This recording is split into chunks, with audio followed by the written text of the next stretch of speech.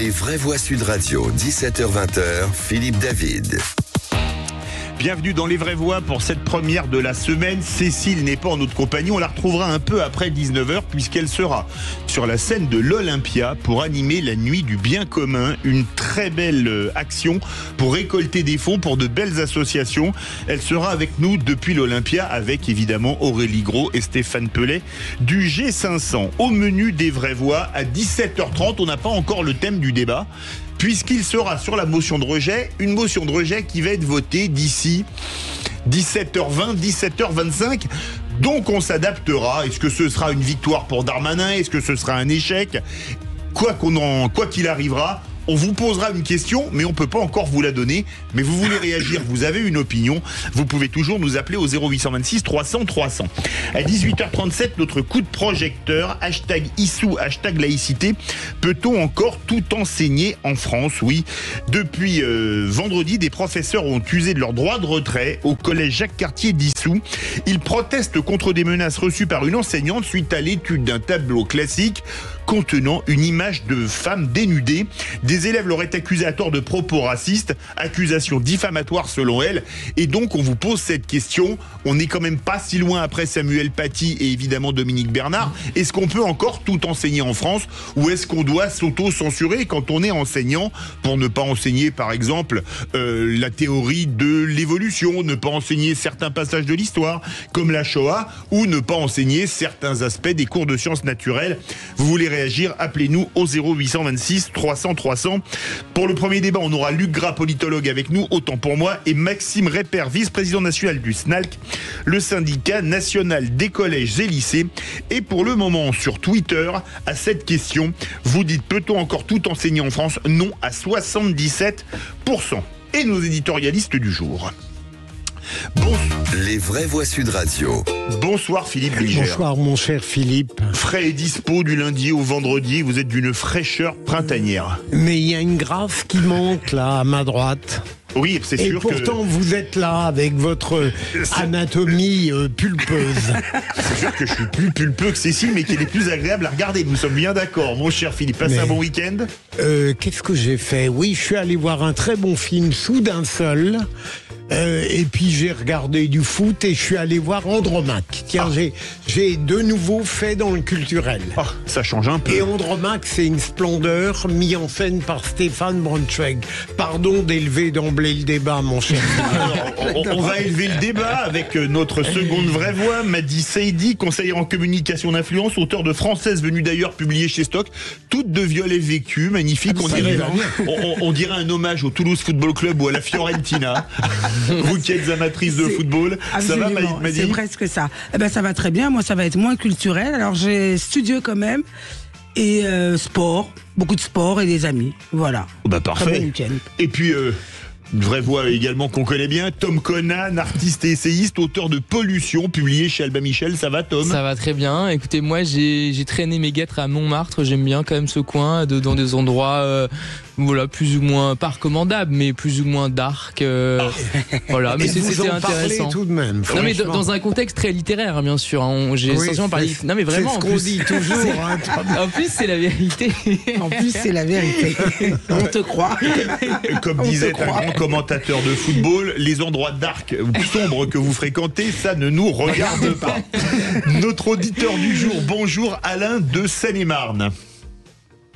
Allô? Allô Alain, bonsoir. Oui, bonsoir. Vous êtes notre auditeur du jour, alors sur quoi va porter votre coup de gueule? Moi j'ai une phrase, c'est où va la France? Eh bien écoutez, on vous écoute tout de suite. Mais on vous reprend tout de suite, mais d'abord il y a le répondeur, vous avez teasé hyper rapidement, c'est parfait. Bonjour, Michel à l'appareil de Dijon. Je voulais vous dire que c'est bien de faire plutôt que de faire payer des familles qui souvent n'ont pas les moyens pour la délinquance, ça serait plutôt d'ouvrir des centres d'éducation. Il faudrait des éducateurs, bien sûr, il n'y en a pas. Il n'y a pas de centre d'éducation, c'est ce qui est vraiment déplorable. Et on dit qu'il n'y a pas d'argent, mais il y a toujours de l'argent pour certaines choses et pas pour ça. Donc, plus de drogue, la drogue, il faudrait l'enrayer et faire des centres de rééducation pour les enfants. Donc, voilà ce que je pense, ce qu'il faudrait faire en priorité et de toute urgence. Merci. Philippe Bilger, vous avez entendu Michel. Est-ce que un centre pour les enfants, c'est automatiquement éducatif, ça, automatiquement, on va dire, sur l'éducation, ou alors est-ce que ça peut être un peu plus, on va dire, viril, pour remettre les jeunes multirécidivistes dans le droit chemin? Si vous flattez ma pente sévère, il n'y a aucun problème. Je trouve que Michel n'a pas tort. D'ailleurs, ce qu'elle suggère est en partie réalisé tout de même. Mais sur ce qu'il faudrait faire, on est à peu près tous d'accord. Ensuite, est-ce que ça a été fait? Je ne sais pas. Madi Saïdi. Je suis complètement d'accord avec elle. Je pense qu'il y a toujours de l'argent. Moi, je parle d'argent magique. C'est quand on a besoin de l'argent, en veux-tu, en voilà. On l'a vu au moment du Covid. Absolument. Là, pour mettre tout le monde au repos, on n'a pas eu de problème. Et peut-être qu'il serait temps, effectivement, de créer des structures pour accompagner ces familles, parce qu'il y en a qui sont défaillantes et qui s'en fichent, mais il y en a d'autres qui ont besoin d'être accompagnés. Et peut-être qu'il faudrait créer des centres où c'est pas uniquement de la sanction, mais je pense qu'il y a aussi un côté citoyen qu'il faut inculquer à ces enfants. Il faut aussi leur apprendre à vivre ensemble. Et ces centres, à mon avis, seraient pas de trop. Tom Collin. Oui, je pense qu'il y a pas mal de gens qui sont paumés aujourd'hui à différents âges de la vie, d'ailleurs pour différentes raisons. On est quand même dans un monde où il y a assez peu de structures, il y a peu de repères, et donc potentiellement on peut vite tomber dans des bas-fonds. Donc oui, il y a une aide qui est sans doute souhaitable. Merci Michel pour votre message. Vous pouvez vous laisser vos messages au 0826 300 300 et on retrouve Alain de Seine-et-Marne. Rebonjour Alain. Rebonjour. Alors là, les vraies voix sont toutes oui pour votre coup de gueule du jour. Quelles vont commenter? Mon coup de gueule, oui, c'est où va la France? Parce que j'ai d'énormes inquiétudes sur l'avenir de notre démocratie. J'ai listé un petit peu les sujets. En politique, il y a une crise de confiance comme jamais envers les politiques. On a vu des ministres, on a vu des députés, on a vu des ex-présidents de la République mis en examen. Enfin, on peut pas continuer comme ça. L'éducation, on s'aperçoit qu'être prof aujourd'hui, c'est un risque de mort, tout simplement. On a encore la preuve avec aujourd'hui Issou. On ne sait pas où ça va, on ne sait pas où on va aller avec ça. L'abandon des parents, parce que là, on a un problème majeur sur l'éducation, de toute façon. La sécurité, on voit bien qu'il se passe. L'accident de Shell avant-hier, où il y a 2 enfants qui sont morts, j'appelle ça des gosses, moi, 15 et 17 ans. Qu'est-ce qu'ils foutaient à 23 heures? Les parents, ils sont où? Alors, ils ont fait un refus d'obtempérer, ils ont grillé un feu rouge sur un gros scooter, a priori. Il n'y a eu aucun choc avec les hommes de la BAC, mais ils sont tombés en perdant le contrôle, ils sont encastrés sous le châssis d'un véhicule, voilà. Alors pourquoi on continue à... certains politiques d'ailleurs disent « Ah ben non, la police, il faudrait qu'ils les laissent filer ». Alors dans ce cas-là, il faut enlever le délit de fuite du code pénal. Okay. Alors, on va faire réagir nos vraies voix. Il reste même pas 2 minutes. Philippe Bilger, quand on entend Alain de Seine-et-Marne, on se dit que c'est vrai, ce pays va vraiment très mal. Il y a beaucoup de choses à refaire, il y a beaucoup de chantiers. Mais je trouve qu'Alain peut apparaître immédiatement très pessimiste, mais il ne l'est pas trop, en réalité. Tous les exemples qu'il donne, et notamment celui de l'enseignant tout à l'heure, dont on reparlera, me paraissent frapper au coin du bon sens. Et en effet, on peut s'inquiéter pour le futur de la France. Moi, ce que j'ai vu, notamment dans Bastille Magazine, il y avait une enquête assez intéressante qui montrait qu'il y a de plus en plus de... Montmartre à Bastille, rive droite, rive gauche, en 5 minutes. Voilà, et figurez-vous que c'est dans un contexte qui est assez le même. Mais c'est un journal très intéressant qui a un peu le format de... Bastille, c'est rive droite aussi. Oui, c'est rive droite, en effet. Et en réalité, ce magazine a notamment mis en avant le fait que de plus en plus de Français se sentaient plus en démocratie. Alors évidemment, moi je suis pas du tout de ceux qui considèrent que la France n'est pas une démocratie. Néanmoins, c'est vrai qu'il y a quand même beaucoup d'aspects de la France et de son fonctionnement au niveau de ses institutions qui effectivement permettent de douter de la santé démocratique du pays. Ça c'est sûr, il y a beaucoup de gens qui le ressentent. Donc en fait, c'est assez contradictoire parce que parfois on a l'impression qu'il y a un besoin d'autorité et parfois il y a peut-être un excès d'autorité dans d'autres domaines, un excès de normes, de réglementation, de restrictions de liberté publique notamment. Madi Saïdi. En somme, rien ne va plutôt bien finalement dans ce pays, que ce soit du point de vue politique, il y a une crise de l'autorité, l'éducation ça va pas, la sécurité ça va pas, et moi je suis assez d'accord avec notre auditeur. De plus en plus, je me pose cette question, mais c'est d'autant plus dommage parce que ça fait déjà 10 ans qu'on se pose la même question, si c'est pas 20 ans. Voilà, donc effectivement, je suis assez d'accord, je me pose la question de savoir vers quoi on va, tristement. Merci beaucoup Alain, vous restez avec nous parce que vous êtes notre vraie voix du jour. Vous allez réagir au premier débat. On peut pas encore vous donner le thème parce que je suis ça sur les écrans. Le vote de la motion de rejet n'est toujours pas fait au Parlement, enfin à l'Assemblée nationale. Donc on vous garde avec nous et évidemment pour le qui c'est qui l'a dit. On vous envoie les questions par mail, comme ça vous pourrez battre Philippe Bilger qui évitera de trop rouler les mécaniques pour le premier jour de la semaine. Déjà on me floue en permanence. Alors. Ça c'est faux. Hein. Dans quelques instants, le réquisitoire du procureur. Sur quoi allez-vous requérir ? Alors je trouve que le président a raison de s'opposer à la définition européenne du viol. Eh bien écoutez, on en parle dans quelques instants. Les vraies voix sur Sud Radio. On se retrouve tout de suite. Les vraies voix Sud Radio, 17h-20h, Philippe David. Retour des vraies voix avec Philippe Bilger, Madi Seydi et Tom Conan. Dans quelques instants, 3 mots dans l'actu. Félix Mathieu, bonsoir. Bonsoir tout le monde. 3 mots qui seront 2030, cible et immigration. On va parler de l'anniversaire de ce plan de relance France 2030. On va parler aussi de ces tags racistes sur un restaurant de Clamart, témoignage Sud Radio. Et puis de la loi immigration du côté de l'Assemblée nationale. Ça pourrait bouger d'une minute à l'autre avec l'examen du texte de rejet préalable des écologistes. Et on suit ça, ce sera évidemment notre grand débat à 17h30. Tout de suite, le réquisitoire du procureur. Les vraies voix Sud Radio, le réquisitoire du procureur, Philippe Bilger. Monsieur le procureur, vous posez la question, Emmanuel Macron a-t-il raison de refuser la définition européenne du viol ?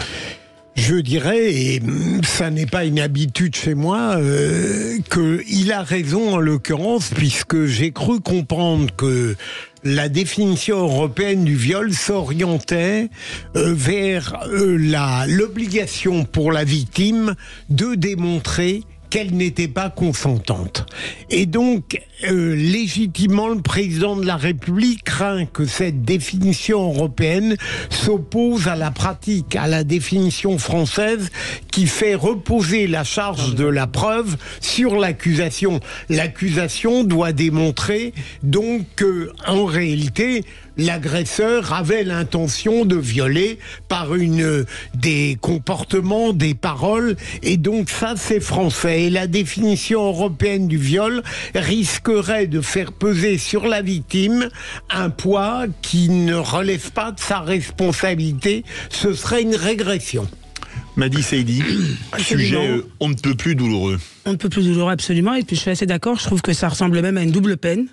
Alors elle est déjà victime parce qu'elle est violée, et la seconde peine, c'est qu'elle doit pouvoir...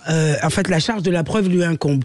Donc effectivement, et c'est assez rare que je sois d'accord avec Emmanuel Macron, mais en l'occurrence, il a bien raison. Ça peut arriver une fois de temps en temps pour vous. Et c'est surtout effectivement que ça semble surtout impossible en pratique, en réalité. Parce que moi, il me semble qu'effectivement, quand il y a une inversion de la charge de la preuve, c'est parce qu'on considère justement que la victime n'est pas en mesure de pouvoir apporter justement la preuve matérielle de l'acte. Donc là, effectivement, ça me semble être juste.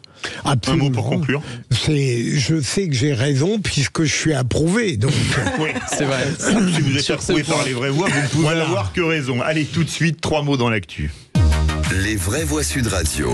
Et 3 mots dans l'actu, Félix, qui sont: le premier, c'est un chiffre, 2030, cible et immigration. Fusion nucléaire, capture de CO2, vaisseau spatial. Emmanuel Macron célébrait aujourd'hui les 2 ans de son plan France 2030 avec une nouvelle série d'annonces et de priorités. Une cible et une croix gammée sur sa porte. Témoignage sur Sud Radio d'un restaurateur de Clamart en région parisienne. Il a retrouvé des tags racistes sur son établissement. Et puis les oppositions vont-elles se coaliser derrière la motion de rejet préalable des écologistes à l'Assemblée nationale sur le projet de loi immigration? On pourrait bien le savoir d'une minute à l'autre. Les vraies voix Sud Radio. 2030, c'était il y a 2 ans déjà. Enfin, le plan France 2030. Rassurez-vous, on est bien en 2023. Emmanuel Macron célébrait 2024. J'ai eu un doute. Excusez-moi, on est en 2023 TTC là quand même. Bientôt en 2024. Bon, en tout cas, Macron célébrait tout à l'heure le plan de relance France 2030. C'était il y a 2 ans. L'occasion aussi aujourd'hui pour cette célébration de quelques nouvelles annonces ou de grands axes distillés ci et là depuis les locaux d'Airbus à Toulouse. À Toulouse, un plan de simplification drastique pour les entreprises dès le début de l'année prochaine. Une baisse des émissions de la France de 10% d'ici la fin de la décennie grâce à la capture de CO2. Un fléchage de l'investissement public sur la fusion nucléaire et les aimants supraconducteurs. Allez, qui dit mieux? Est-ce que vous en voulez encore? On a aussi le développement d'un vaisseau spatial cargo pour acheminer le matériel vers les futures stations spatiales. Mais tout cela, évidemment, commence par des formations adéquates, plaide Emmanuel Macron. Pour réussir tout ça, il faut accélérer sur la bataille des talents. C'est pour ça que vous m'avez entendu parler du choc des connaissances à l'école, redoubler d'efforts sur la réforme du lycée professionnel, du premier cycle universitaire et surtout de cette carte des formations au niveau local. Tout ce qu'on se dit là, ça va très vite, beaucoup plus vite qu'on ne l'imagine. Je vous le disais, il y a 5 ans, les acteurs du secteur me disaient « on n'arrivera pas à faire des batteries électriques ». On a 4 gigafactories chez nous. Il y a 7 ans, on nous disait « les micro-lanceurs dans l'industrie du spatial, ça ne marchera jamais ». C'est ceux qui sont en train de gagner la bataille aujourd'hui, qui nous taillent des croupières parce qu'ils sont allés plus vite que nous. Le président Macron tout à l'heure à Toulouse depuis les locaux d'Airbus. Je vais vous faire réagir, les vraies voix, c'est très beau, 2030, mais est-ce qu'on risque pas de se heurter au faible niveau de notre système éducatif pour promouvoir des métiers aussi qualifiés ? Sûrement, Philippe, mais là, je laisse le soin de réfléchir et de répondre à vos questions toujours désagréablement techniques à mon égard. Madi ? Oui. Oui, je pense que oui. D'ailleurs, le président le dit justement. Avant ça, il faut d'abord qu'on ait des formations adéquates. Et honnêtement, quand on regarde le niveau de notre école et on s'intéresse au classement PISA qui est sorti il y a quelques jours, on peut se dire qu'on est encore loin du compte. Vous qui avez fait une grande école, mon cher Tom. Oui, mais en fait, justement, le problème des grandes écoles, c'est un système auquel j'adhère absolument pas, parce que c'est un système qui est beaucoup trop restrictif. Alors aujourd'hui, effectivement, les écoles ont ouvert quand même leur processus de recrutement, mais ça reste quand même, quelque chose qui est réservé un peu aux happy few, comme on dit, c'est-à-dire à quelques personnes triées sur le volet, très sélectionnées effectivement en amont, ce qui est une bonne chose, mais ensuite qui représentent des cohortes assez limitées. Donc effectivement, si on veut former plus de personnes, il faut aussi qu'il y ait ensuite des universités. Comme vous le savez, à l'étranger, le modèle qui domine, c'est les universités.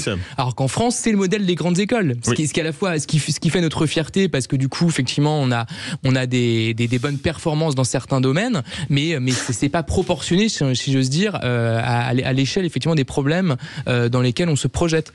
Deuxième mot, cible, celle qu'un restaurateur a retrouvée sur la porte de son restaurant à Clamart en région parisienne. Une cible, mais aussi une croix gammée sur la porte de Walid, 34 ans, français d'origine tunisienne. Il y a quelques jours, il a retrouvé ses dessins accompagnés de mots tout aussi odieux. Je cite, « Les nègres, sale race, les bougnoules dehors, la française aux Français ».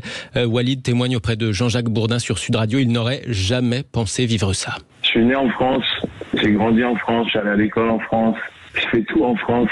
J'aime mon pays, mais j'ai mal pour ma France parce que moi je suis issu d'une génération 90 où il y avait le vivre ensemble. Il y a toujours eu du racisme. Mais on grandissait ensemble, on rigolait ensemble. Et là, depuis un moment, j'ai l'impression qu'il y a une vraie fracture entre les humains. Et je pensais qu'en France, on était un petit peu loin de tout ça, mais non, en fait, finalement, il y a du racisme. Et aujourd'hui, moi, je suis une cible vivante depuis jeudi soir. Je vous avoue que j'ai du mal à dormir parce que je me dis que c'est que des mots pour l'instant, mais c'est quoi la suite ? Walid, restaurateur de Clamart en région parisienne, au micro de Jean-Jacques Bourdin. Témoignage à retrouver plus en longueur en podcast sur sudradio.fr et sur l'application, mais aussi sur les différentes plateformes vidéo de Sud Radio. Une réaction rapide. C'est tout à fait odieux, mais parfois je me demande, est-ce que c'est un événement singulier à Clamart ou est-ce qu'il n'y a pas... Qui est plutôt une banlieu cossue, Clamart. Oui, c'est vrai, du 92. D'une certaine manière, s'il n'y a pas des choses similaires ailleurs, les gens sont tellement malades et délirants que parfois on pourrait craindre que... Ouais. Mais ce qui se passe aussi, c'est que je pense que la société va très mal. Aujourd'hui, on a des performances économiques qui sont quand même mauvaises, le chômage qui repart, la dette publique qui explose. C'est pas pour ternir le tableau, mais c'est quand même la réalité. Les gens le sentent quand même assez bien. Et en fait, on cherche des boucs émissaires. Beaucoup de gens cherchent des boucs émissaires dans différentes communautés. C'est aussi pour ça, dans un autre domaine, qu'il y a aussi un regain de l'antisémitisme, par exemple. Madi Saïdi. Absolument. Je trouve que depuis quelques années, il y a une libéralisation de la parole raciste aujourd'hui. Moi aussi, je fais partie, comme Walid, de ces jeunes qui ont grandi avec cette espèce de vivre ensemble où on était tous différents mais finalement tous pareils parce qu'il n'y avait pas de différence entre les uns et les autres. On était tous d'abord français avec des cultures souvent venues d'ailleurs, mais c'est vrai que depuis quelques années il y a cette manière quelque part de sanctuariser un espèce de bouc émissaire quand ça va pas, et là ces derniers mois on le sent davantage. Troisième mot, Félix, immigration. Et oui, avec ce projet de loi immigration de retour à l'Assemblée nationale, avec d'emblée un enjeu crucial. Est-ce que l'Assemblée va adopter la motion de rejet préalable des écologistes? On devrait le savoir très prochainement, sans doute d'une minute à l'autre. En tout cas, pour ça, il faudrait que les voix de toutes les oppositions s'additionnent pour mettre le gouvernement en minorité. Et le ministre de l'Intérieur, Gérald Darmanin, tout à l'heure, a vigoureusement plaidé contre cette motion de rejet préalable avec une anaphore. Vous savez, après le mois président de François Hollande, vous avez eu aujourd'hui le « Comment peut-on s'opposer » de Gérald Darmanin, extrait. Comment peut-on s'opposer à la réussite obligatoire d'un examen de français pour avoir un titre de séjour long en France? Comment peut-on être opposé aux cours gratuits à ces mêmes étrangers pour permettre l'intégration et pendant leurs heures de travail? Comment peut-on s'opposer aux moyens et pouvoirs considérables donnés à nos forces de l'ordre, à nos préfets, à nos magistrats? Comment peut-on s'opposer à l'inspection des véhicules aux frontières, demandée par les policiers et par les gendarmes depuis plus de 40 ans? Comment peut-on raisonnablement ne pas vouloir en débattre? Comment peut-on refuser ces armes aux policiers et à nos gendarmes? Comment peut-on, sans faire la politique du pire, refuser cette discussion? Le ministre de l'Intérieur, Gérald Darmanin, tout à l'heure à l'Assemblée nationale. Merci beaucoup Félix Mathieu. Comme vous le disiez Félix, on attend le résultat du vote de la motion de rejet d'une minute à l'autre. On va la commenter en direct, mais on a déjà bien évidemment notre invité. Bonsoir Luc Gras, politologue et par ailleurs Vraie Voix. Bonsoir Philippe et bonsoir aux Vraies Voix. Alors, est-ce que Gérald Darmanin joue son avenir politique dans les minutes qui viennent ? Il joue une partie de son avenir politique. Je croyais avoir à répondre à la question est-ce qu'il est mort si la motion de rejet est adoptée? Évidemment pas. En politique, on n'est jamais mort tant qu'on n'est pas sous terre. Donc, il joue effectivement sa copie dans ce sens où s'il arrive à ouvrir le débat et à mener la majorité relative à faire adopter ce texte, il sortira renforcé en perspective de la mer des batailles de 2027. Si ce soir son texte est mis de côté, l'affaire continue. Il a pris une flèche, mais sa cuirasse n'est pas encore enfoncée. Quelle belle métaphore. Vous voulez réagir sur ce vote? C'est en train d'être voté. Appelez-nous au 0826 300 300 pour réagir. Vous aurez les résultats en direct dans les Vraies Voix de Sud Radio. Retour des Vraies Voix avec Philippe Bilger, Madi Seydi et Tom Conan. On attend d'une minute à l'autre le vote de la motion de rejet présentée par les écologistes à l'Assemblée nationale sur la loi immigration, la loi de Gérald Darmanin. C'est Edwige Diaz qui est en train de s'exprimer et a priori c'est vraiment une question de minutes après parce que vous savez c'est pas là on vote carrément au bouton, on a le résultat immédiatement, c'est pas aller faire le tour, mettre dans l'isoloir une enveloppe, donc on aura le résultat assez rapidement et on vous tient au courant. Notre invité pour en parler, Luc Gras, politologue, c'est parti. Les Vraies Voix Sud Radio, le grand débat du jour.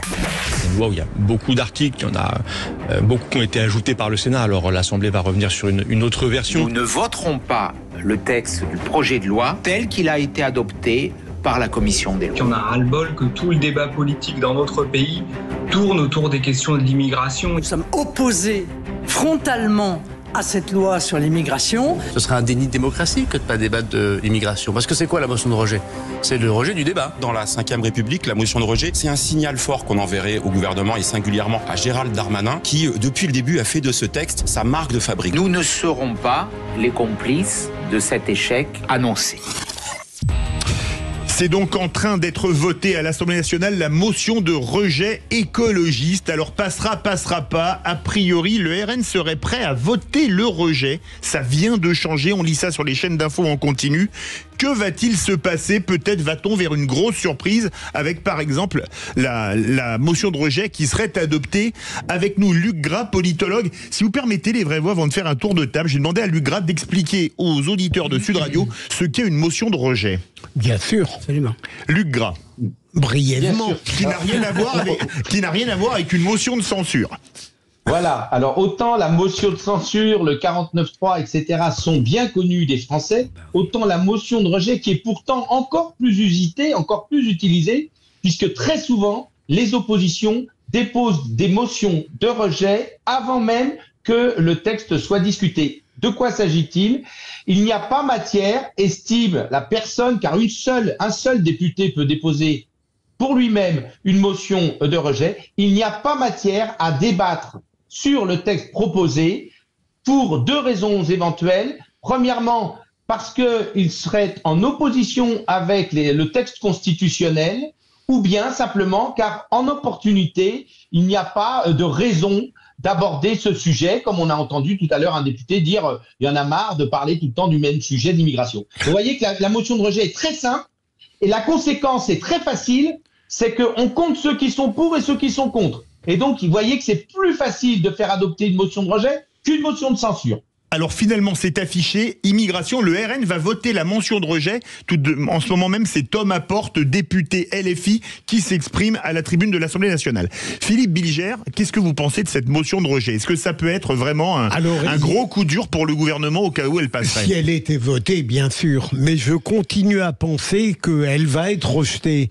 Et même si, au fond, je n'éprouverai pas un déplaisir démocratique à l'idée que cette motion de rejet soit voté parce que ce serait quelque chose d'accablant pour le pouvoir, il y aurait, me semble-t-il, plus que de l'incohérence à refuser de débattre d'un sujet qui est dans l'actualité depuis plusieurs et dont on considère qu'il est urgent d'en débattre précisément.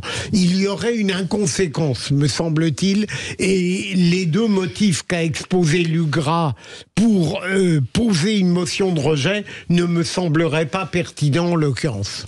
Tom Conan. Il me semble qu'il y a quand même un problème de crédibilité quand même, parce que en fait le gouvernement essaie évidemment de faire du en même temps, en l'occurrence là Darmanin, mais ça fonctionne plus. C'est-à-dire que maintenant on comprend cette mécanique.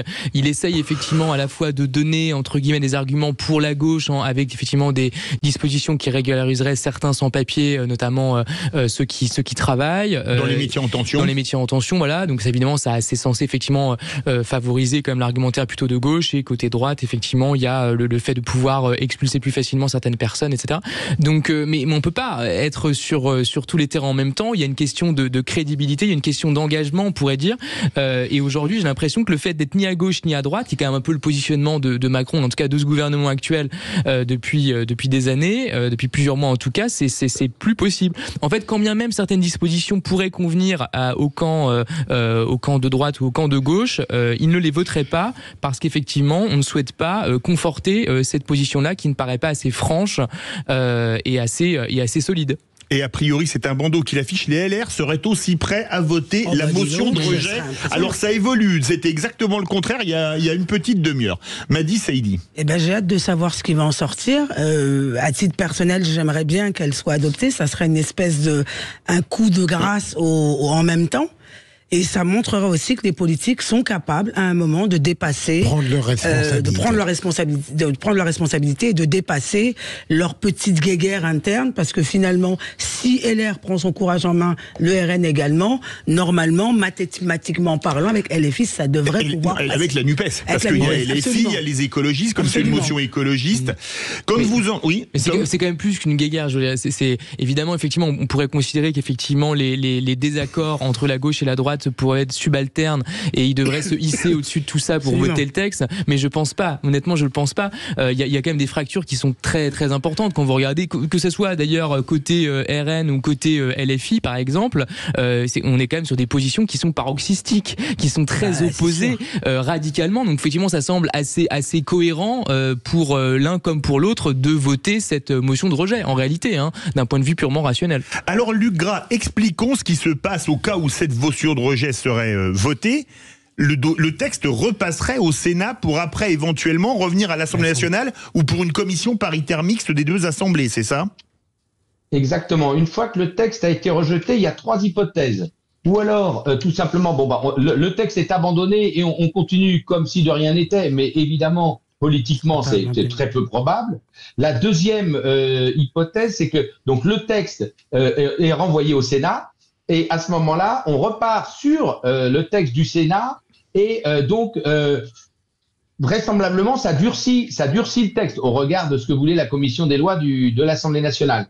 Et enfin, il y a donc cette hypothèse d'une CMP, mais qui elle aussi durcirait le texte dans ce sens où à la CMP, chacun le sait, il y a une majorité de droite, puisque le Sénat étant franchement à droite et la majorité étant relative du côté d'Emmanuel Macron à l'Assemblée nationale, il y a une majorité de droite. Non, ce qui est intéressant, c'est ce que disait Philippe. Il y a deux questions. Il y a d'abord, c'est toujours regrettable de ne pas ouvrir un débat. Il y a un vrai débat, c'est l'une des préoccupations avec le pouvoir d'achat des Français. Depuis des années, il y a un problème de débat sur l'immigration, et puis il ne serait pas ouvert. Par contre, sur le fond, on le voit bien, c'est la bataille des rancœurs. C'est que à l'Assemblée nationale, la bataille sur les retraites n'a pas été oubliée par la gauche. Le Rassemblement national n'oublie pas qu'il a été maltraité toutes ces années. C'est une occasion rêvée de s'unir pour faire chuter Darmanin, qui est en plus un peu la tête à claque du gouvernement. Et donc, on voit bien qu'il y a une conjonction. Ce qui est bizarre, c'est que ce soit sur ce texte, parce qu'il y aurait pu avoir d'autres textes qui aurait suscité plus facilement un consensus des partis un peu, on va dire, extrêmes, plutôt qu'un texte sur l'immigration. C'est là vont voter ensemble quand même les amis de Monsieur Mélenchon et les amis de Madame Le Pen, si tant est que le rejet soit confirmé. Désolé, mais le vote a été commun sur la réforme des retraites, par exemple. Et ça, faut pas l'avoir oublié. Oui, un mot, Philippe Bilger, ça réagit beaucoup. Ce serait très étrange également de vouloir, vous me pardonnerez l'expression, la peau politique de Gérald Darmanin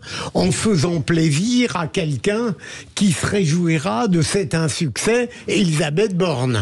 C'est assez paradoxal. Là, vous allez dans les cuisines de la politique. Bien sûr. Elles sont très odorantes. On part au 0826 300 300. Notre vraie voix du jour, Alain de Seine-et-Marne. Qu'est-ce que vous en pensez ? Eh bien, ça démontre que le sujet est très important, qu'une fois de plus, le pays est très divisé. Cette motion de rejet, si elle est votée, elle sera peut-être votée pour des raisons différentes selon ceux qui votera contre, on va trop absolument. loin, et d'autres qui pensent qu'on va pas assez loin. J'ai l'impression qu'en fait on est au milieu du gué. Elle ne convient à personne ce projet de loi, et c'est ce qui fait la division. Je pense que il y a des bonnes choses. Moi, je pense que, enfin, c'est un titre personnel, mais je pense qu'il y a des bonnes choses. Maintenant, si on pousse un petit peu, on va pas au bout, quoi. On est un peu timide, on est un petit peu fébrile sur le sujet. Donc on est au milieu du gué, voilà. Alors, moi, Alain, j'en suis là. Restez avec nous, on va faire réagir notre expert Luc Gras. Un mot, Tom Conan, avant Luc Gras. Alors, en fait, ça nous rappelle une chose, c'est que la politique, c'est quand même d'abord de l'idéologie, ou alors c'est une vision du monde, pour employer un terme un peu plus euphémisant. C'est-à-dire que c'est une idéologie qui sous-tend effectivement une politique, c'est pas uniquement de la stratégie. À ce moment-là, on mettrait sinon des gestionnaires ou même des directeurs d'administration pourraient tout à fait faire le travail. C'est parce qu'il y a bien une idéologie au fondement d'une prise de position politique et d'un engagement politique personnel qu'effectivement ensuite on peut pas faire ce genre de cuisine ou de magouille sur les votes de texte. Luc Gras, rapidement, parce que ça réagit beaucoup au 0826 300 300. Philippe Bilger a parlé des arrière-cuisines de la politique, Tom Conan de l'idéologie. Est-ce que quelque part, pour les LR, voter une motion de rejet, ça va? Voter une motion de censure, bonjour les dégâts.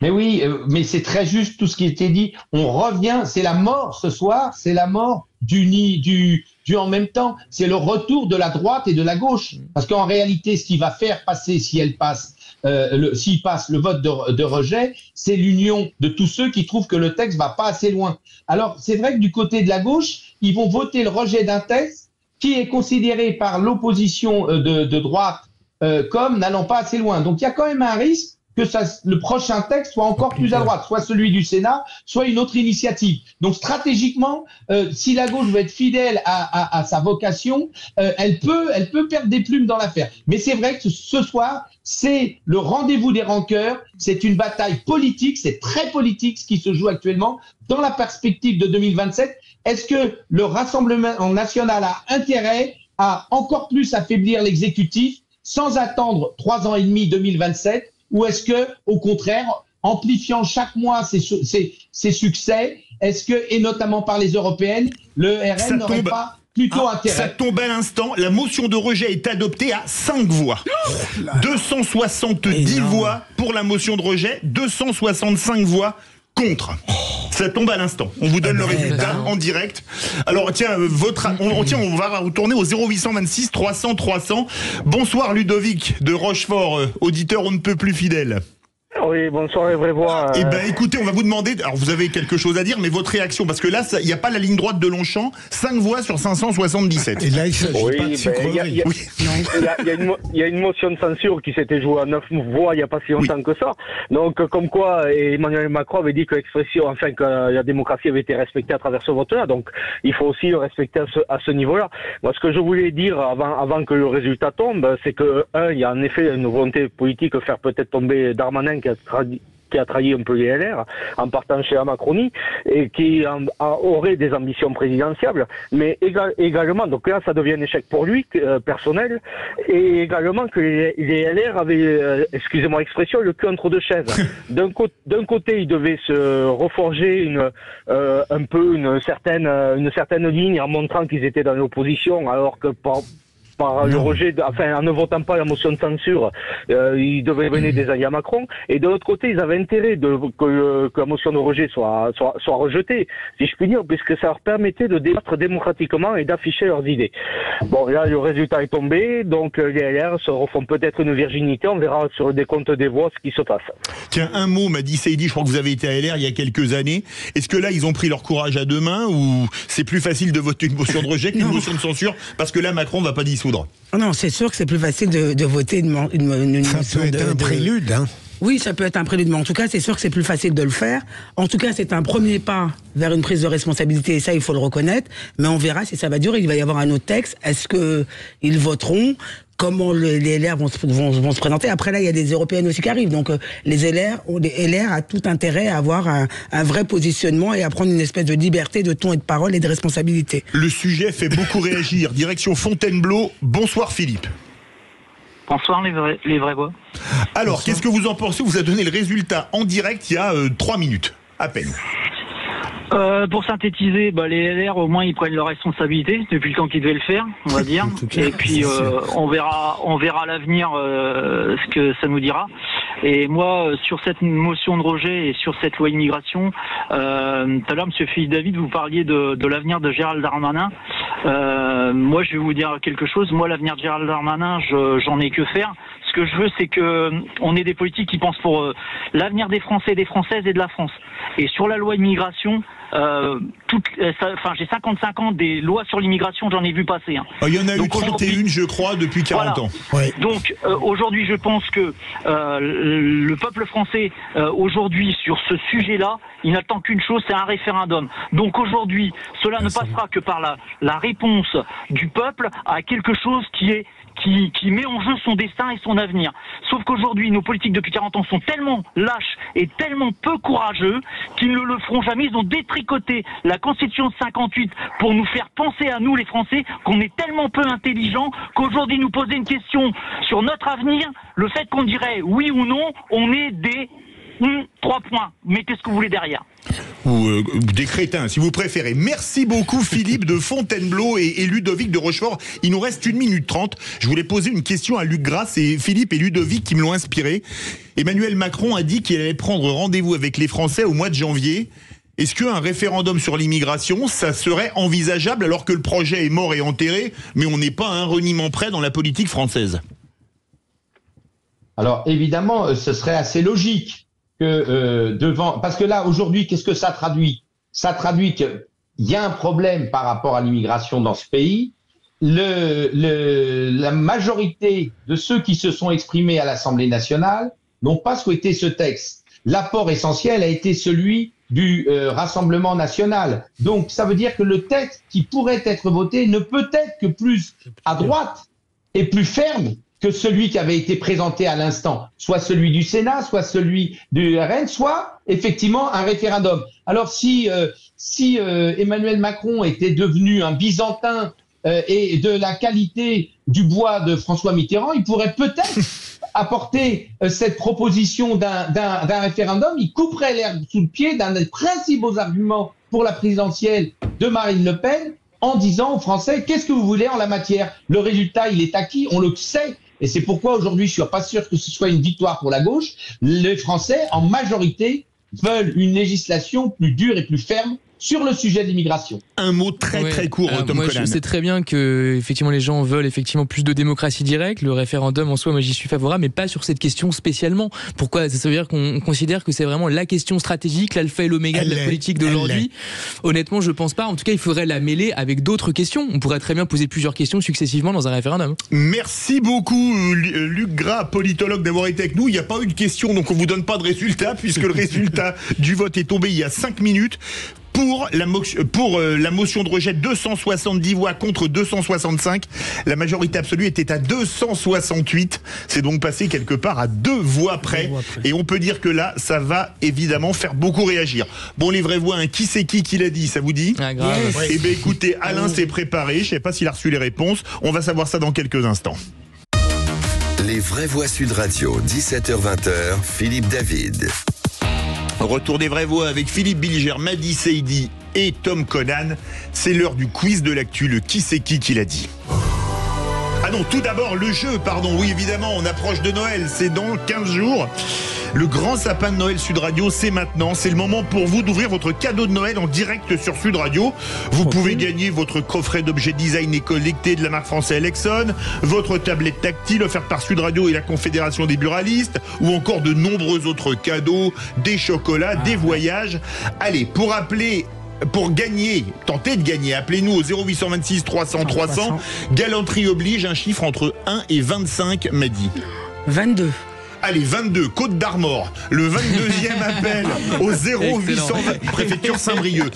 Le 22e appel au 0826 300 300 gagnera le sapin de Noël de Sud Radio du jour. Les vraies voix Sud Radio, le quiz de l'actu. Alors Alain, vous êtes prêt? Je suis prêt. Allez, on commence. Qui c'est qui a répondu à la question qui est le plus dangereux pour la démocratie et la France, Marine Le Pen ou Jean-Luc Mélenchon? C'est Jean-Luc Mélenchon aujourd'hui qui est particulièrement dangereux. Marine Le Pen. Non. Allez-y.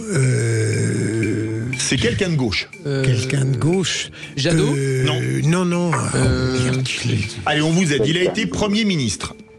Cazeneuve. Non. Non, c'est Valls. Non. Bonne réponse de Madi Saidi. Oui, bien sûr. Manuel Valls. Mais c'est bien sûr, comme dirait Bourrel. Ouais. Les 5 dernières minutes du quiz de l'actu. Question, qui c'est qui l'a dit? Qui c'est qui l'a dit au sujet des propos de Gérard Larcher sur Jean-Luc Mélenchon?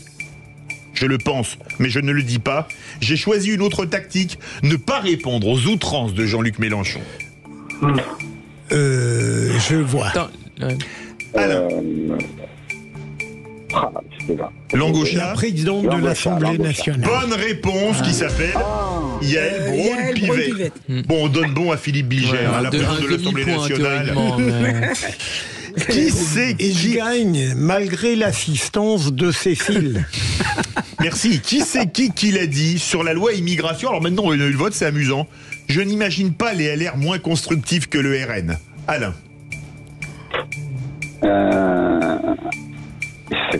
Je sais ça.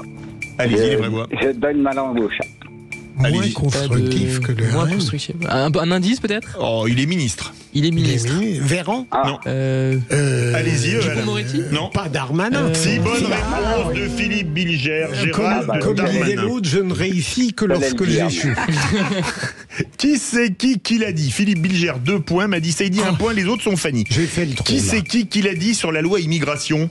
Il va alimenter une conversation dont, à l'arrivée, les seuls vainqueurs seront l'extrême droite. Alain. Quelqu'un de gauche. Alors je vous aide, c'est un député insoumis. Ah, député. Non, je cherche son nom. Alors, Corbière, bonne réponse de Philippe Bilger. à tous les dire. Alexis Corbière.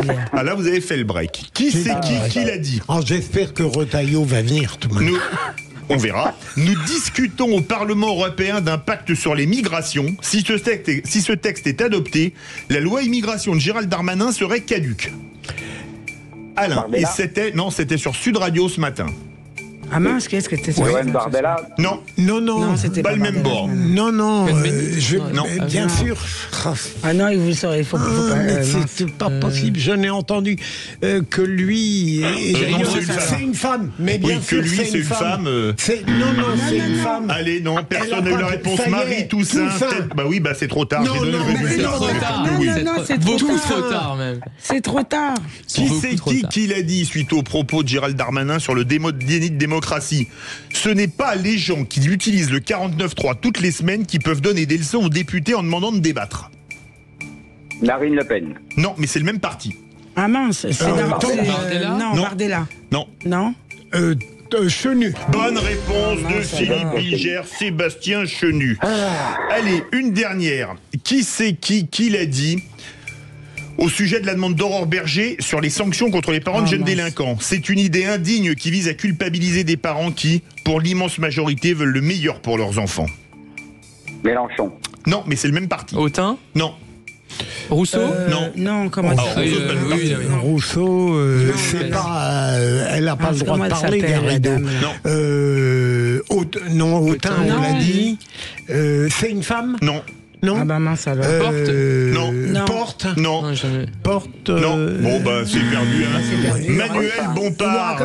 Vous l'avez dit, Alain, dans le casque. Manuel Bompard. Comme ça, vous n'êtes pas Fanny. On lui donne. Verdict de ce qui c'est qui l'a dit. Philippe Bilger, Imperator. 4 points. Avec Alain, 1 point.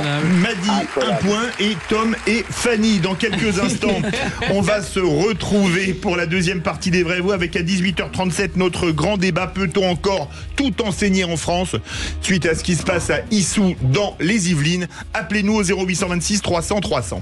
Radio 17h-20h, Philippe David.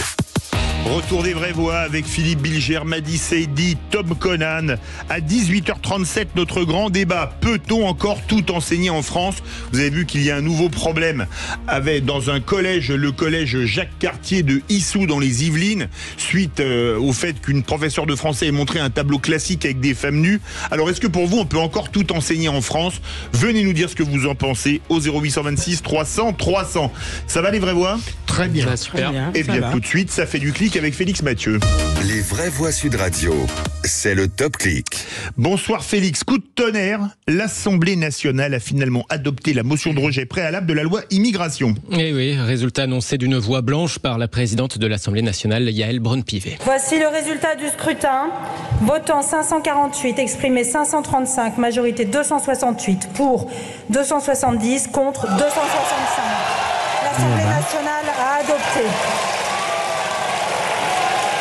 En conséquence, le projet de loi est rejeté. Des oppositions qui saluent la mise en minorité du gouvernement. Et peu avant, comme s'il le sentait venir, Gérald Darmanin s'en était pris à un député de gauche, le député NUPS du parti Génération, Benjamin Lucas. J'ai bien vu vos clins d'œil pour Rassemblement National.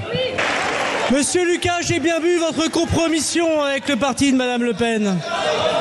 Et Monsieur Lucas, quelle que soit cette motion de rejet, plus jamais aucune leçon de morale de politique, plus jamais aucune leçon d'humanisme. Monsieur Lucas, pour une petite victoire incertaine qui va durer quelques secondes ou le temps de ce que durent parfois les journaux, vous vous êtes compromis et cela va vous coller longtemps au basque à mon avis. Commentaire de Jean-Luc Mélenchon, ça sent le bout du chemin pour Gérald Darmanin et sa loi immigration. Darmanin a dompté les groupuscules macronistes, mais pas l'Assemblée nationale, ajoute l'ancien candidat LFI. L'Assemblée nationale donc qui adopte par 270 voix contre 265. Autre réaction à la France insoumise, elle se multiplie. On a par exemple la députée LFI Clémence Guettet qui écrit « Incroyable, immense soulagement, nous venons de rejeter le projet de loi immigration du gouvernement. Darmanin est défait, la Macronie agonise. » Voilà beaucoup de réactions de ce genre dans les minutes qui ont suivi au sein de la France insoumise. Oui, Philippe Bilger. Non, je veux dire, c'est normal que LFI entonne un péant, un triomphe, mais ça peut revenir. Ça va revenir. Ça va revenir d'office. Surtout depuis 2022, depuis les dernières législatives plus exactement, fallait effectivement s'y attendre. La majorité, il faut quand même le rappeler, du gouvernement, elle est quand même toute relative, et surtout les fractures, encore une fois, qui existent sur beaucoup de questions, en particulier sur l'immigration, sont paroxystique, donc forcément c'est dur de trouver des compromis. Et moi, merci beaucoup Félix Mathieu, et moi il y a une chose qui ne buzz pas, et je ne comprends pas qu'elle ne buzz pas plus. On écoute ceci. Pour comprendre à quel point ce texte est étrange et qu'il est étrange qu'il en arrive là. On est en train de discuter en ce moment au niveau européen, parce que je suis députée européenne, tout à fait, d'un pacte européen sur la migration et l'asile. Avec plusieurs textes à l'intérieur. Les négociations sont actuellement bloquées. Elle pourrait se débloquer très vite. Et donc, d'ici quelques semaines, le texte qui est aujourd'hui en discussion à l'Assemblée nationale pourrait être caduc. Oui, c'était Marie Toussaint ce matin au micro de Jean-Jacques Bourdin sur Sud Radio, et vous avez bien entendu, le Parlement examine, malgré la motion de rejet, ça va continuer à être étudié, un texte sur un sujet pour lequel les Français sont à fleur de peau, et on leur annonce sans le moindre problème que le vote des représentants du peuple pourrait bien ne servir à rien si l'Europe en décidait autrement. Pourtant, ne pas débattre ni voter, ce serait grave, très grave. On écoute ceci. Ce serait un déni de démocratie que de ne pas débattre de l'immigration. Parce que c'est quoi la motion de rejet? C'est le rejet du débat. Vous avez reconnu le ministre de l'Intérieur, Gérald Darmanin, ce matin au micro de Sonia Mabrouk chez nos confrères de CNews, qui nous dit que ne pas voter serait un déni de démocratie. Mais qu'est-ce qui est un déni de démocratie? L'Europe qui ferait passer par pertes et profits l'avis du Parlement français contre l'avis du peuple, ou ne pas voter un projet de loi qui est la quintessence du en même temps? De plus, comment parler de déni de démocratie quand on a utilisé le 49.3 plus que de raison, un 49.3 qui empêche tout débat au Parlement? Comme disait Éric Emmanuel Schmitt, je ne sais pas où on va, mais ce qu'il y a de sûr, c'est qu'on y va. Vous êtes d'accord, Philippe Bilger? Vous lui prêtez une pensée très intéressante. Je suis totalement d'accord avec vous. On ne peut pas parler de déni de démocratie.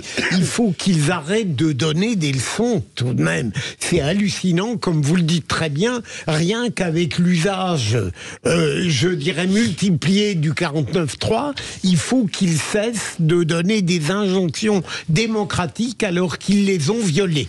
Et puis pour le coup, sur cette question et sur beaucoup d'autres d'ailleurs aussi, qu'on se leurre pas, hein, les questions doivent être résolues aussi à l'échelon européen, tout simplement parce que c'est même pas qu'une question de souveraineté, de transfert de compétences, c'est uniquement une question objective d'où viennent les personnes, où est-ce qu'elles vont, comment elles se déplacent, pour rejoindre quel pays, quelle zone, etc.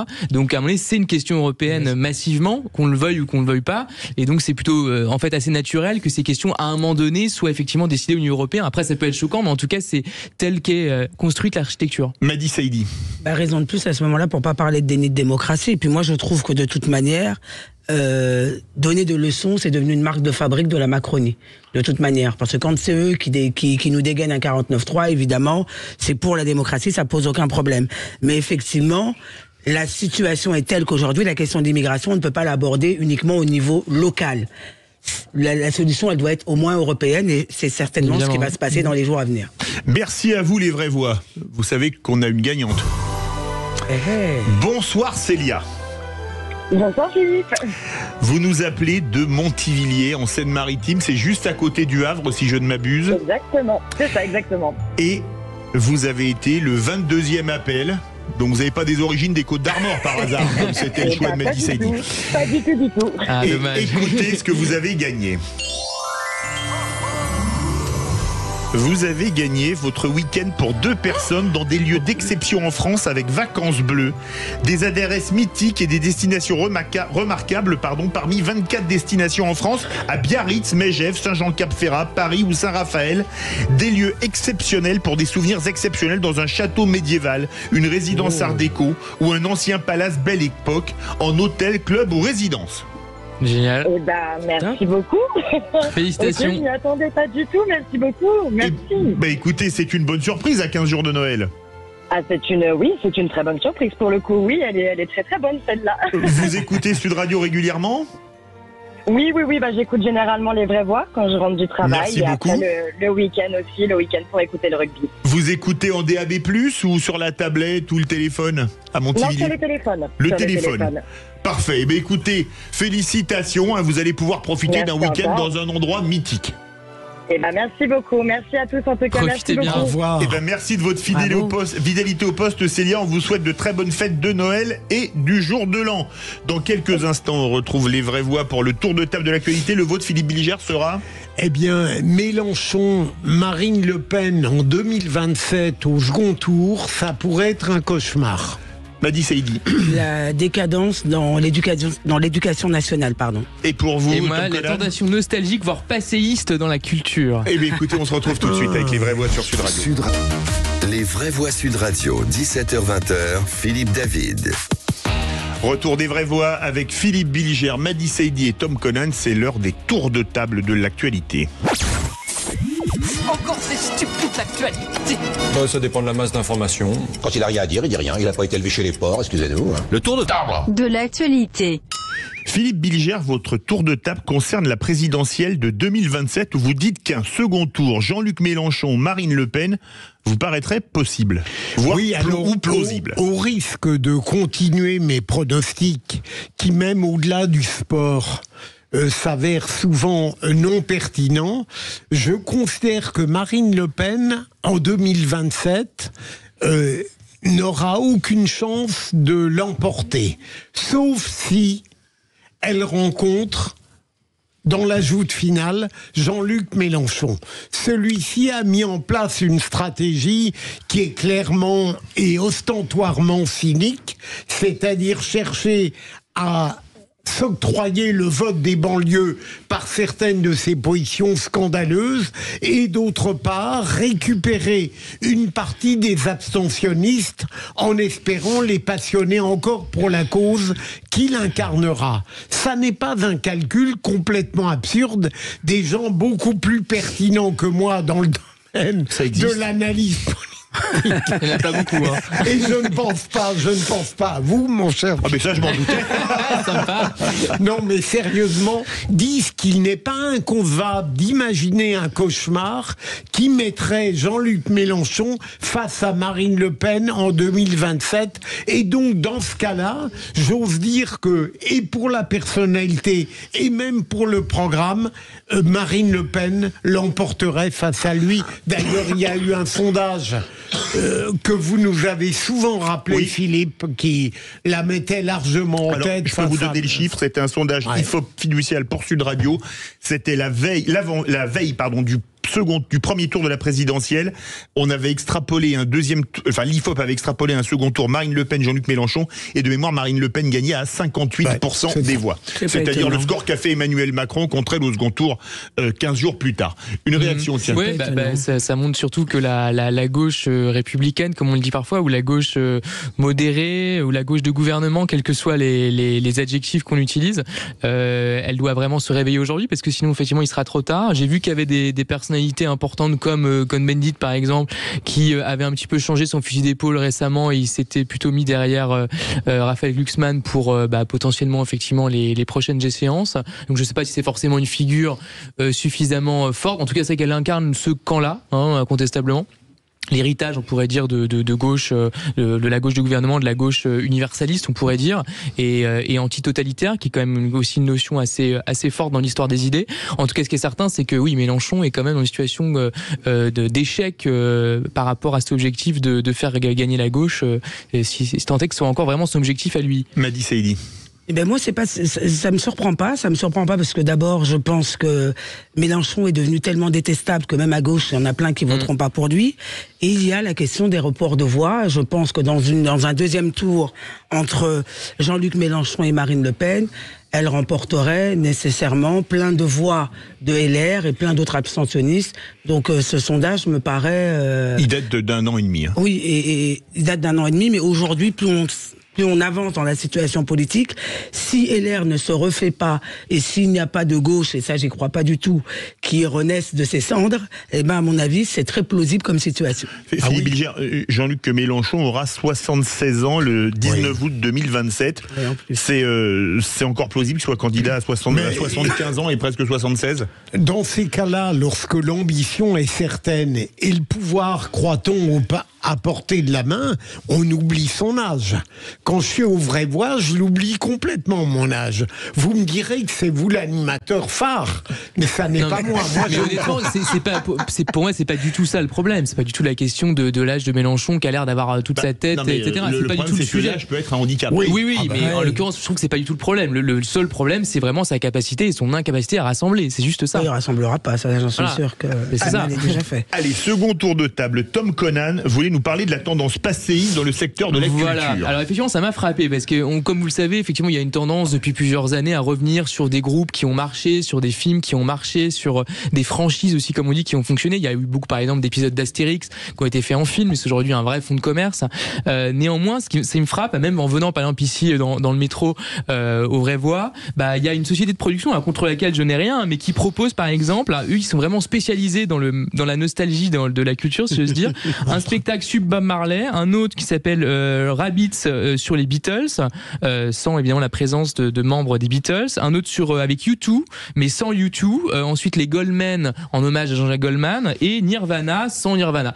Donc je trouve ça un peu étonnant, et en fait ça m'a mis la puce à l'oreille, parce que j'avais lu quelque chose ce week-end au sujet de l'art contemporain, où effectivement il y avait des personnes du milieu des galeries en France qui critiquaient le fait qu'il y avait beaucoup d'expositions et de spectacles et de représentations en tout genre sur des grands artistes de l'art moderne, de l'art contemporain, ou par exemple Picasso, parce qu'effectivement ça fait venir toujours beaucoup de monde, donc évidemment derrière en termes de business concrètement parlant c'est très efficace, mais tout cela se fait toujours au détriment de la scène contemporaine. Et en fait le vrai problème, c'est qu'à force effectivement de faire sans arrêt des hommages à des artistes qui ne travaillent plus entre guillemets, en tout cas qui font autre chose aujourd'hui, ou même sans arrêt miser sur des franchises aussi, parce que qu'est-ce que c'est qu'une franchise en réalité? Il y a plein de franchises, vous savez, dans les films, dans les dessins animés, les BD. En fait, c'est transformer l'art en produit. C'est-à-dire que c'est plus les artistes, les créateurs qui sont mis en avant, mais c'est le produit dérivé et avec les suites infinies qu'on peut faire à partir d'elles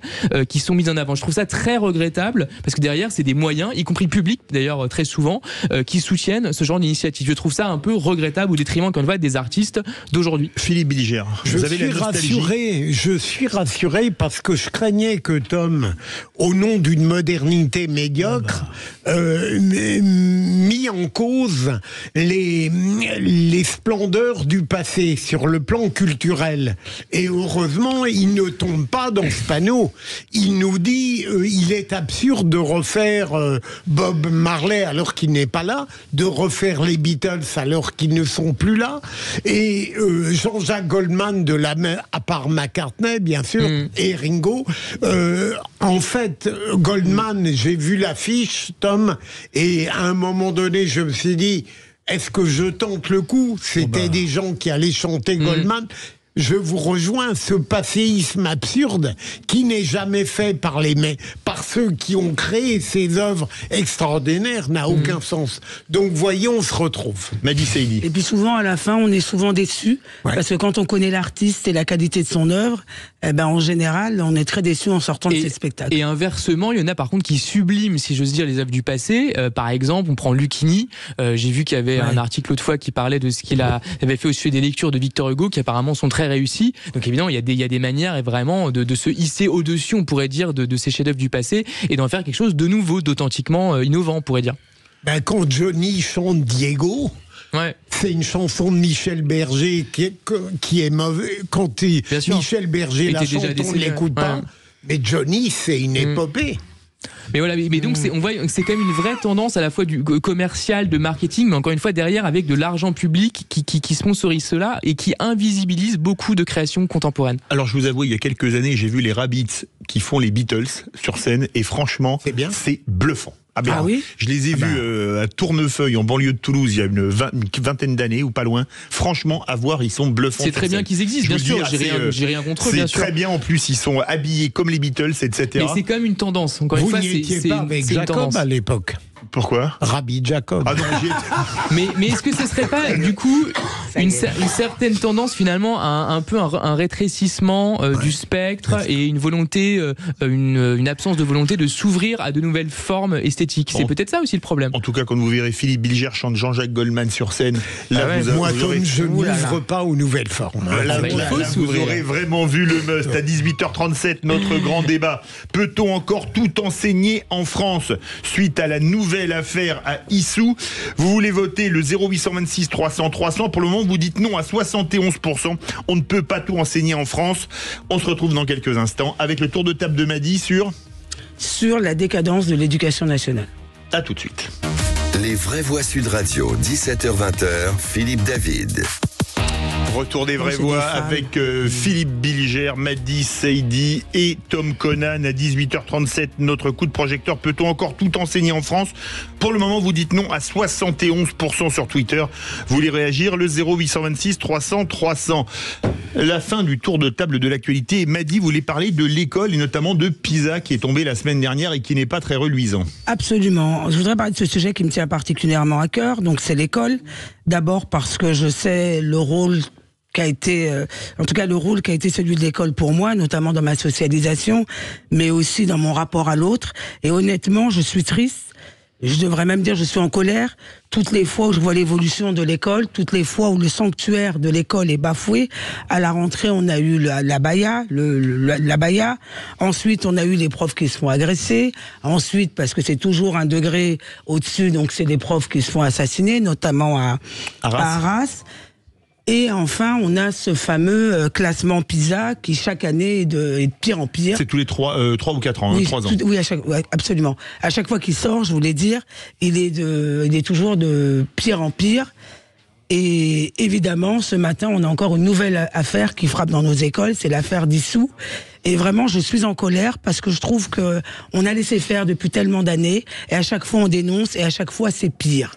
Et donc, c'est ce que je voulais dénoncer aujourd'hui en disant, je ne sais pas où va notre école. Philippe Bilger. J'avais déjà, à l'occasion d'un point de vue de même nature que celui de Madi, dit que avec Gabriel Attal, dont d'après Françoise de Gois, je surestime le talent, on avait un petit peu d'espoir. Tout de même, de mon point de vue, quand on a une pensée conservatrice sur l'éducation, il me semble qu'il a parfaitement identifié les problèmes, qu'il tente de montrer qu'il est un ministre d'action.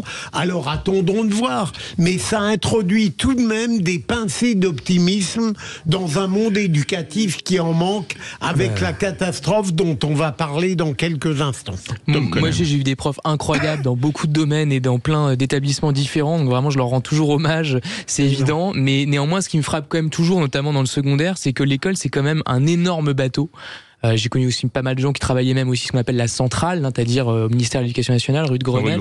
Et effectivement, c'est quand même un très très gros bateau. Notamment la DGESCO, la direction de l'enseignement scolaire, qui est a priori le cœur du réacteur. Et notamment des gens de la DGESCO, des gens extrêmement sympathiques d'ailleurs. Mais c'est vrai que voilà, c'est une grosse machine avec forcément une dimension d'immobilisme aussi qui la constitue nécessairement, puisque c'est une administration. Et donc à un moment donné, effectivement, je pense qu'il est quand même très compliqué de manœuvrer ce gros bateau face aux icebergs, on pourrait dire, qui se présentent sur le chemin. Et effectivement, aujourd'hui, le monde va très vite. Par exemple, avec l'intelligence artificielle, on voit bien que ça a quand même totalement modifié la manière d'apprendre concrètement, la manière de travailler et la manière d'acquérir des connaissances concrètement. Qu'est-ce que ça a changé concrètement dans les modes d'enseignement? À mon avis, rien. Mais pas parce que les profs sont abrutis, c'est pas du tout ça. Ou parce que les politiques seraient eux-mêmes abrutis, ils l'auraient pas compris, mais parce qu'ils savent pas comment faire. Parce qu'effectivement, ce bateau, il est très dur, il est très gros, très lourd à manœuvrer. C'est un mammouth. Oui, mais c'est tout le problème. Ouais. Et alors qu'aujourd'hui, l'éducation suppose, à mon avis, même si je supporte pas ce terme, une agilité vraiment très importante. Ça suppose d'être mise à jour tous les 3 mois aujourd'hui. On n'est plus dans les années 60. Mais Madi, quand on voit les résultats de PISA, il y a beaucoup de travail pour remettre, on parlait de bateau, l'école française à flot. Absolument. Moi, je suis choquée. Là, j'ai vu sur Twitter ce matin alors je sais pas si c'est un vrai ou c'est un faux, mais en tout cas c'est déplorable, une lettre qui aurait été écrite par des gamins, je crois de CM2 ou de 6e, mais il y a une faute à chaque mot. Ils ont une imagination de dingue. C'est pas possible d'écrire car avec K-A-R. C'est pas possible. Jamais j'ai vu des choses comme ça. C'est vrai, mais après, c'est pas que des gamins. Moi, j'ai plein de potes qui ont, disons, la trentaine et qui font des fautes dans les textos. Ceux qui corrigent font les fautes. Donc, c'est un problème qui est quand même assez général. Effectivement, aujourd'hui, c'est aussi lié au fait que les gens lisent peu. Parce qu'à un moment donné, le fait d'écrire, le fait de lire, forcément, ça vous stimule de ce point de vue-là. Il y a aussi les anglicismes, même si personnellement moi je les pratique dans d'autres domaines, mais les anglicismes aussi ont tendance quand même à ruiner aussi une manière de s'exprimer qui soit un peu plus éloquente, un peu plus complexe. C'est dommage. C'est dommage parce qu'on reste en France et honnêtement aujourd'hui vous dépassez la mer Méditerranée, vous avez des gamins dont le français n'est pas leur langue maternelle, mais qui vous manient la langue française, mais avec brio, sans faute d'orthographe. Et nous, petits français, on est nuls à chier. On donne pas une super image. Ouais. Ça, c'est vrai. Merci beaucoup, Tom Conan. Dans un instant, notre coup de projecteur. Le ministre Gabriel Attal a rencontré cet après-midi l'équipe pédagogique du collège Jacques Cartier à Issou, dans les Yvelines. Depuis vendredi dernier, les professeurs ont exercé leur droit de retrait. Ils dénoncent un climat d'insécurité de la part de certains élèves. D'où notre question. Issou, laïcité, peut-on encore tout enseigner en France? Nous sommes en compagnie de Maxime Repère, vice-président national du SNALC, le syndicat national des lycées écoles, des collèges et lycées, bonsoir. Est-ce que l'autocensure est le seul moyen de se protéger?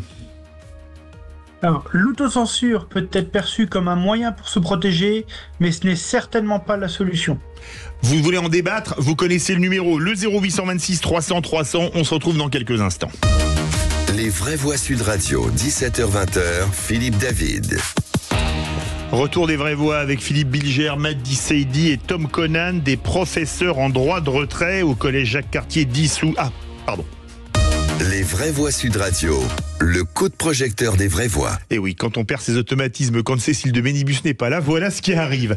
On embrasse d'ailleurs Cécile, elle sera avec nous dans les vraies voix citoyennes un peu après 19h depuis l'Olympia. Allez, des professeurs en droit de retrait au collège Jacques Cartier d'Issou dans les Yvelines depuis vendredi. Ils protestent contre des menaces reçues par une enseignante suite à l'étude en cours d'un tableau classique contenant une image de femme dénudée.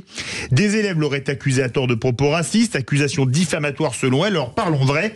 Après Samuel Paty et Arras, comprenez-vous la crainte des professeurs du collège d'Issou? Faut-il plus d'autorité à l'école? Faut-il sanctionner les parents d'élèves jugés problématiques? On l'a vu notamment dans la mort de Samuel Paty. Issou, laïcité, peut-on encore tout enseigner en France? Et pour le moment, vous êtes 71% à dire non sur Twitter. Vous voulez réagir? Le 0826 300 300.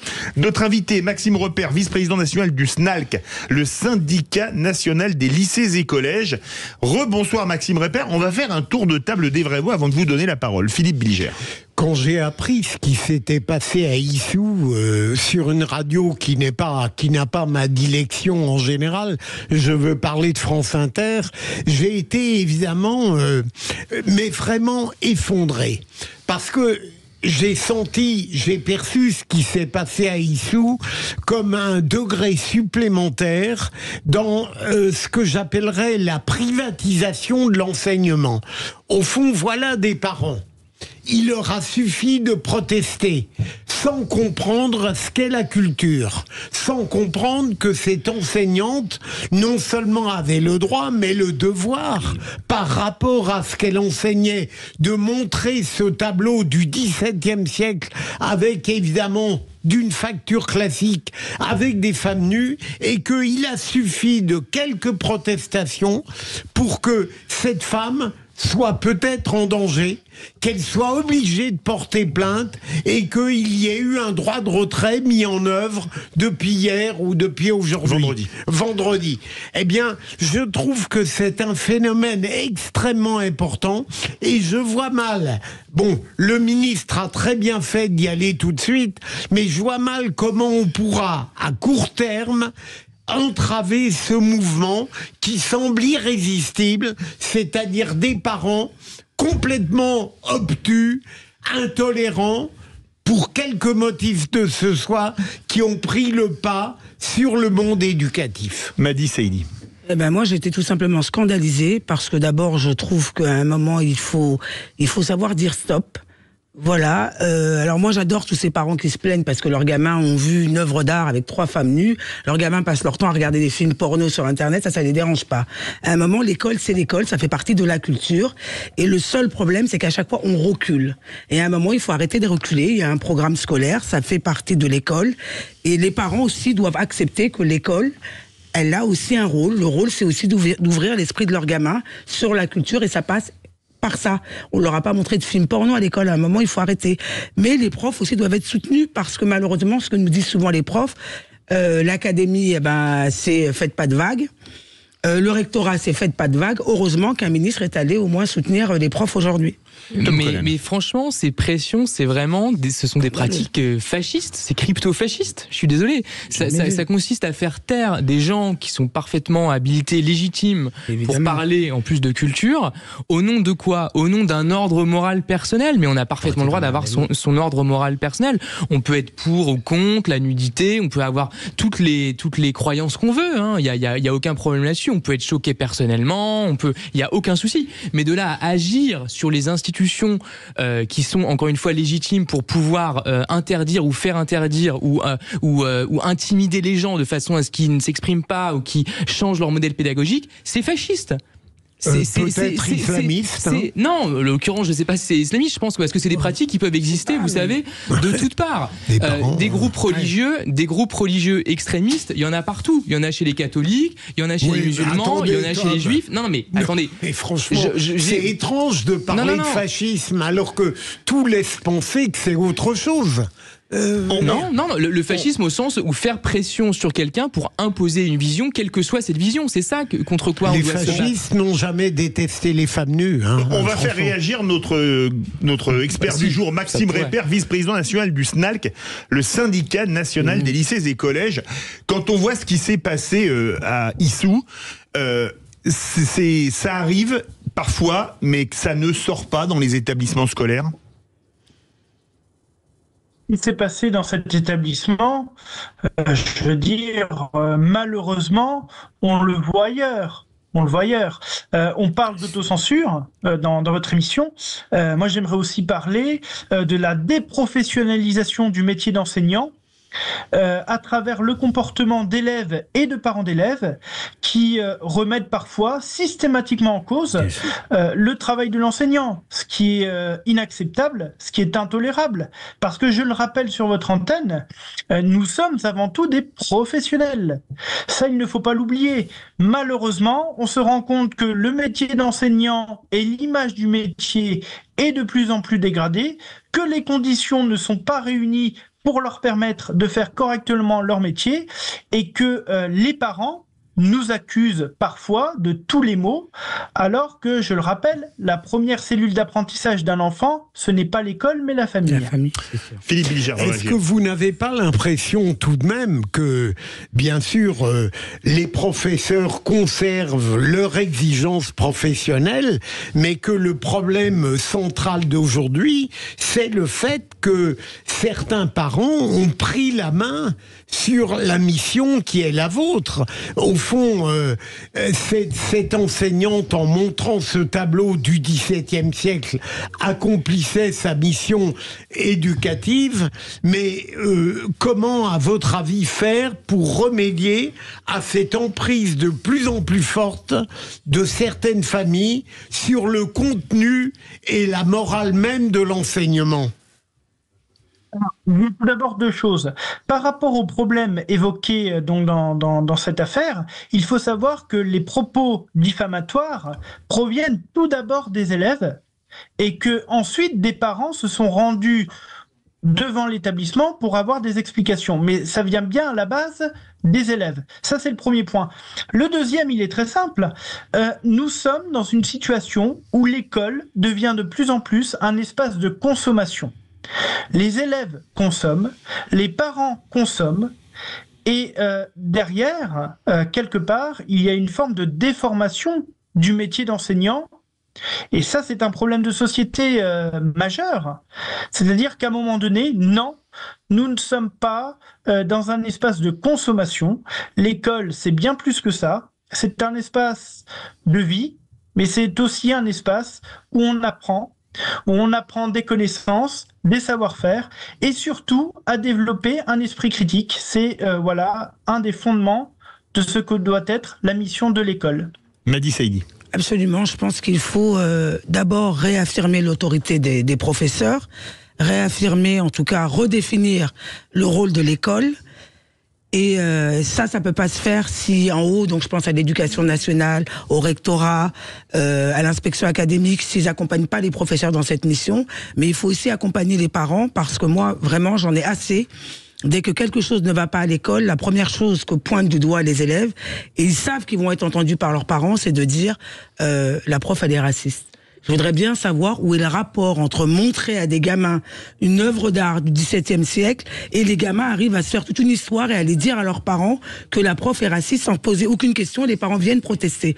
Donc il y a un vrai problème d'autorité dans ce pays et tant qu'on n'aura pas eu le courage de réinstaurer cette autorité, ce genre d'histoire, on en verra de plus en plus. Je pense qu'il faut défendre la culture au-delà de ça. La culture, c'est quelque chose de spécifique. C'est pas même exactement la même chose que d'enseigner l'histoire, par exemple. La culture, au sens des arts, au sens de la peinture, de la musique, etc., ça traduit justement une pensée singulière, une originalité, le geste d'un artiste ou d'un collectif d'artistes d'une époque qui s'inscrivent dans un contexte, etc. Donc autant, évidemment, on peut contextualiser autant qu'on veut, ça c'est le rôle du prof, évidemment, et ça peut être intéressant pour mettre en perspective ce qui a présidé à telle œuvre et pourquoi telle œuvre va dans tel sens, mais il faut défendre la culture en tant que telle. De la même manière que vous pouvez avoir un film dans un autre registre, même un film contemporain qui va montrer quelque chose d'horrible, qui va montrer, je sais pas, par exemple, il y a un film très connu qui s'appelle American History X sur un néo-nazi, qui est un film absolument terrible à regarder, qui est absolument insoutenable à certains égards. Pour autant, c'est une œuvre de fiction qui ne défend évidemment pas le néo-nazisme, bien entendu. Il faut défendre la culture en tant que telle, en tant qu'un geste artistique essentiel, qui est l'émanation vraiment de l'homme. C'est ce qui fait la spécificité d'ailleurs de l'homme. Et si demain, l'intelligence artificielle va remplacer beaucoup de choses, beaucoup d'actions, beaucoup de manières de travailler avec des logiciels, etc., ce qui restera proprement humain, c'est justement la culture. Donc il faut aussi la défendre indépendamment même de l'école. Maxime Repère pour répondre à Madi Saidi et à Tom Conan. Oui, la culture est quelque chose d'extrêmement important et notre syndicat défend la culture. Il défend également l'exigence. Il défend aussi le retour à l'autorité de l'enseignant et quelque part à une reprofessionnalisation du métier, parce que ce métier est de plus en plus déprofessionnalisé, surchargé, à tel point d'ailleurs qu'on a du mal à trouver maintenant des enseignants. Et d'ailleurs, on fait des recrutements Tinder en une demi-heure. Non, mais de toutes les façons, les recrutements tels qu'ils se font actuellement ne constituent pas une solution satisfaisante, à la fois pour les élèves, mais aussi pour les parents. J'aimerais simplement vous dire que, au-delà de cette question-là de diffamation, il y avait aussi dans cet établissement quelque chose qui a été remonté à plusieurs reprises par l'équipe éducative, c'est le manque de moyens au sein de cet établissement. Voilà, des professeurs qui ne sont pas remplacés, une CPE qui n'était pas présente. Donc voilà, des manques de moyens humains notamment, qui empêchent les collègues de faire correctement leur travail. Philippe Bilger veut réagir. Je suis frappé par évidemment la qualité de vos réponses m'impressionne, mais vous semblez beaucoup plus être inquiet devant l'univers intrinsèque de l'enseignant, des moyens, de manière interne, que par les menaces extérieures qui pèsent sur la belle mission d'enseigner. Est-ce que ça ne veut pas dire que vous ne sous-estimez pas tout ce qui, de l'extérieur, vient rendre la mission des professeurs de plus en plus difficile, voire impossible en certains lieux? Maxime Repère. Naturellement, il y a de quoi être inquiet. Il y a une forme de banalisation de la violence en milieu scolaire, de la violence commise par des élèves, parfois par des personnes extérieures aux établissements, parfois même par des parents d'élèves. Et on s'est rendu compte ces dernières années que le sang pouvait couler dans une école, ce qui est absolument intolérable, inacceptable. Donc oui, il y a des dangers, pour autant, il ne faut pas baisser les bras, pour autant, il ne faut pas renoncer. Et c'est pour ça que je disais tout à l'heure, l'autocensure peut être considérée comme un moyen, mais ce n'est surtout pas la solution, parce que l'autocensure, c'est reculer tout simplement, et il ne faut pas. Et je pense qu'au de ça, parce qu'il y a quand même un fond derrière idéologique aussi, qui est commun à tous les extrémistes, on pourrait dire, c'est de défendre un ordre moral, quel qu'il soit, et une vision qui va toujours dans le sens d'un puritanisme toujours plus fort. J'ai toujours pensé que le progrès, c'est pas quelque chose qui était régulier. Il peut y avoir un progrès historique et ensuite avoir des formes de régression qui lui succèdent. Et je pense qu'aujourd'hui, il faut quand même plus que jamais défendre une société ouverte, où on peut défendre librement finalement présenter librement un travail de l'esprit, une œuvre de l'esprit quelle qu'elle soit, y compris si on n'adhère pas à ce qu'elle présuppose ou à ce qu'elle défend, à ce qu'elle met en avant. C'est la même chose que lorsqu'on se rend dans un musée. On peut très bien être choqué d'une œuvre quelconque, contemporaine ou ancienne, mais évidemment on doit la respecter par justement le pluralisme et finalement la seule valeur finalement derrière laquelle on peut tous se ranger. Maxime Répper. L'esprit critique, c'est quelque chose de fondamental au sein de l'école. C'est ce qui permet de lutter contre les discriminations, c'est ce qui permet de lutter contre les inégalités, de lutter contre les extrémismes. L'esprit critique, c'est vraiment quelque chose qui est capital dans notre métier. Et nous essayons, au-delà des disciplines, nous essayons de transmettre justement, d'aider à développer chez nos élèves cette notion d'esprit critique. Madi Seydi. Alors, moi, ce que je veux dire, c'est, est-ce que vous ne pensez pas qu'il est peut-être temps de repenser ou alors de rappeler le rôle de l'école aujourd'hui? Parce qu'effectivement, on peut venir d'une famille où il serait, comme qui dirait, peut-être conservateur ou autre, mais jusqu'il y a quelques années, tout ça, ça restait chez soi, ça rentrait pas dans l'école. Moi, je fais partie de ces gens où mes parents sont plutôt conservateurs, j'ai l'éducation qui est la mienne, mais ça vaut dans ma maison. À aucun moment, mes parents, moi-même en tant qu'élève, je n'aurais même pensé ou même eu le courage d'aller contester ce qui se dit dans l'école.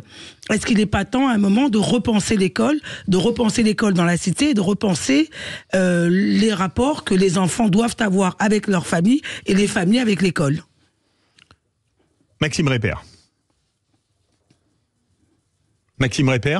Oui, vous avez raison. Il faut à un moment donné, oui, vous m'entendez? Oh, très bien. Il faut à un moment donné, réaffirmer la mission de l'école, réaffirmer l'autorité des enseignants, et à un moment donné, il faut aussi quand même rappeler que l'école n'est pas responsable de tout, qu'elle a énormément de choses à gérer, qu'elle a des missions à remplir et elle doit les remplir avec les moyens adéquats, mais on ne peut pas tout faire et on n'est pas responsable de tout, parce que derrière, il y a des choses qu'on ne maîtrise pas.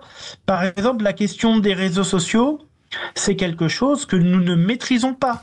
Ça relève le plus souvent de la sphère privée. Quand on parle de cyberharcèlement, on pointe du doigt la responsabilité de l'école. J'ai envie de vous dire que le cyberharcèlement, il se développe beaucoup plus dans la sphère privée qu'au niveau de l'école. Donc c'est un exemple parmi d'autres. Maxime Répper, le ministre de l'Éducation, Gabriel Attal, a dit grosso modo que le pas de vague c'était terminé. C'est vraiment terminé? Je pense pas que le pas de vague sera terminé avec des simples déclarations. Parce que le pas de vague, malheureusement, c'est quelque chose de très puissant dans notre institution. Il suffit de voir d'ailleurs chaque semaine dans les médias des affaires parfois similaires ou à peine différentes à celles évoquées ce jour, pour se rendre compte que non, le pas de vague persiste, il faut lutter contre. J'entends les propos du ministre et il a raison de vouloir en finir avec ça, mais il faudra du temps, il faudra de l'énergie et il faudra à un moment donné arrêter de mettre la poussière sous le tapis. Dernière question pour une réponse très courte. Le verdict qui a été rendu vendredi dans l'affaire des adolescents qui avaient balancé Samuel Paty à son assassin, comment est-ce que ça a réagi dans le corps enseignant à ce verdict qu'on peut calculer très rapidement, qu'on peut qualifier d'assez clément? Et moi, j'ai des collègues qui ont été quelque peu scandalisés par cela. J'en ai d'autres qui ont à minima ce qui s'est passé ne ramènera pas notre collègue. Et je pense qu'il faut que lorsqu'il